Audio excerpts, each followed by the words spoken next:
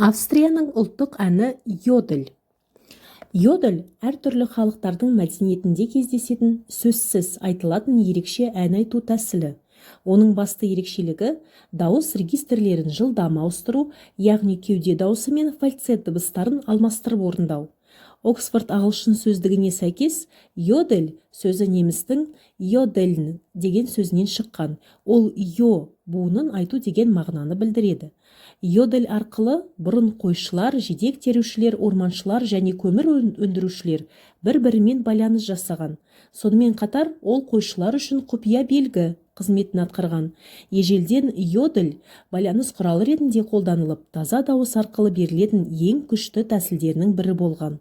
Бастапқыда оның негізгі мақсаты көрші ауылға, алыстағы лашыққа немесе аңғардың арғы бетіне дейін дауыс жеткізу болған. Таулы аймақта дауыс құрылымының күрделі болуы оның өте алысқа жетуіне мүмкіндік береді.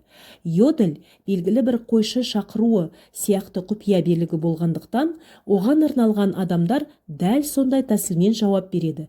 Тіпті үй жануарлары да йодель орындаушының даусына жауап беріп, бастарын шайқап, мойындарына тағылған қоңырауларын сыңғырлатады.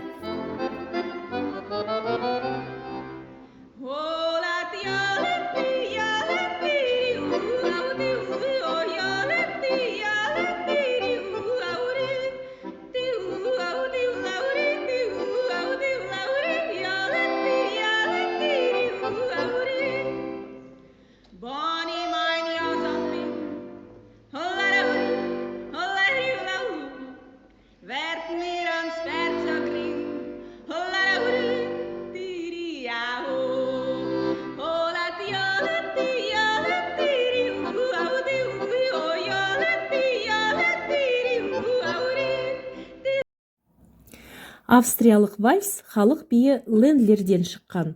Бастапқыда ол қуда түсуге байланысты орындалатын ғұрыптық би болған. Кейінірек ол жылдам би түріне айналып, жігіт өзіне ұнаған қызды айналдыра билейтін болды. Лендлер ауылдар мен елді мекендерде түрлі мерекелерде орындалған. Бұл бидің аристократиялық ортада таралуына Австрияның эрцгерцогинясы Мария Терезия ықпал етті. Оған лендлер биі қатты ұнағандықтан, оны өзінің сарайындағы сәнді залдарға енгізуді ұйғарды. Осылайша вальс европалық ақсүйектердің назарын аударды. Сонымен қатар вальстың түп тамыры чех халқының фуриант биінен және француздың вольта биінен де байқалады. Вальс 17 ғасырдың басында Вена қаласының маңында және Австрияның Альпі аймағында пайда болған деп есептеледі.